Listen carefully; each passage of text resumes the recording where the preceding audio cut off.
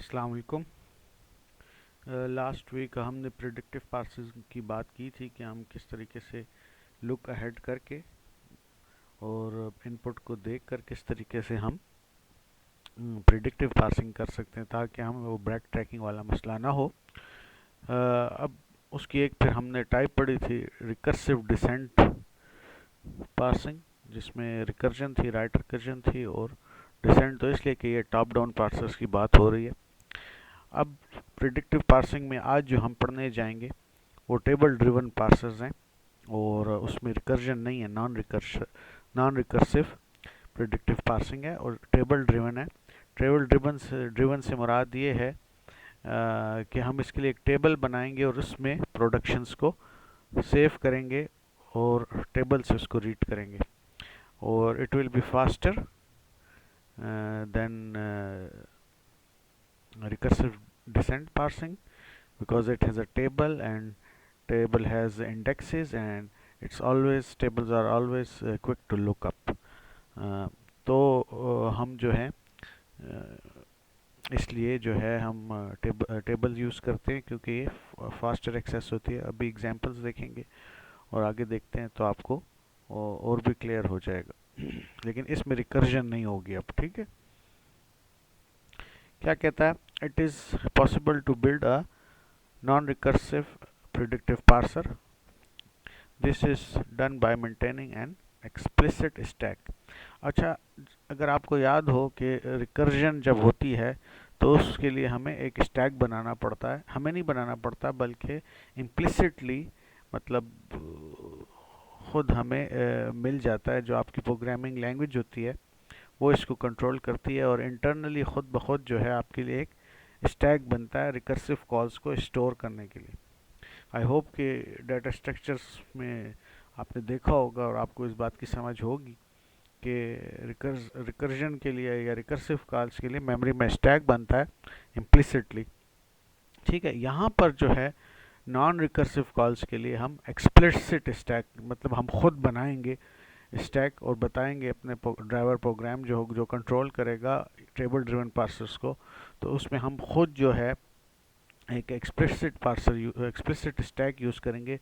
ऐसा नहीं है कि हमें इम्प्लिसिटली मिलेगा। तो इस वजह से हम नॉन रिकर्जन, जब रिकर्जन होती है ना तो तब भी स्टैक बनता है, लेकिन वो इंटरनली इम्प्लिसिटली होता है। अब जो है हम इसको कंट्रोल करेंगे एक्सप्लिसिट स्टैक के थ्रू, और इसमें फिर इस वजह से आपके पास रिकर्जन नहीं है, ठीक है। तो ये सारा काम एक्सप्लिसिट स्टैक के थ्रू किया जाता है। The predictive parser uses an explicit stack to keep track of pending non terminals। आपको पता है जब भी आप टॉप डाउन पार्सिंग करते हैं तो उसमें नॉन टर्मिनल्स होते हैं और एक सेंटेंशियल फॉर्म बनती है, जो कि मैं हमेशा से कहता आ रहा हूँ कि सेंटेंशियल फॉर्म ये है कि अभी आपने पूरी प्रोसेसिंग नहीं की, आप मिडल ऑफ द ट्री हैं, इस वक्त टॉप टू डाउन जा रहे हैं, तो दरमियान में हैं आप। तो सेंटेंशियल फॉर्म, उसमें टर्मिनल्स भी होते हैं, नॉन टर्मिनल्स भी होते हैं। तो नॉन टर्मिनल्स का ख्याल रखने के लिए अभी कौन कौन से रहते हैं और हमने एक्सपेंड करने हैं, उन नॉन टर्मिनल्स का ख्याल रखने के लिए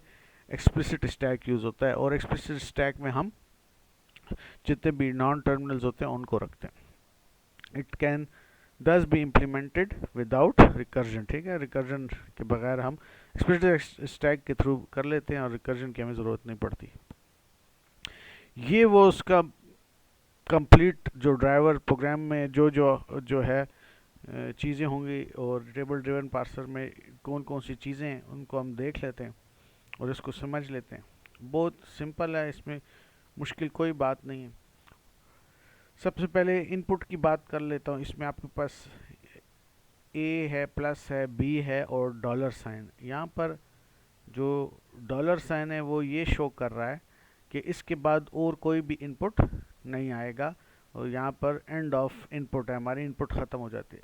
तो आप इनपुट स्टोर करते हैं, एक तो ये चीज़ है आपके पास, इनपुट है आपके पास, ठीक है। इसके अलावा जो है आपके पास क्या है, स्टैक है। उसमें भी सबसे पहले एक नीचे सबसे क्या है, डॉलर सिंबल है, और डॉलर सिंबल शो करता है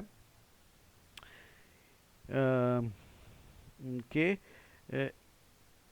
आप ये असल में डॉलर सिंबल हम इसलिए यूज़ करते हैं, कुछ आगे आप जाकर देखेंगे कुछ रूल्स हैं इस सारी प्रोसेसिंग में यूज़ होगा।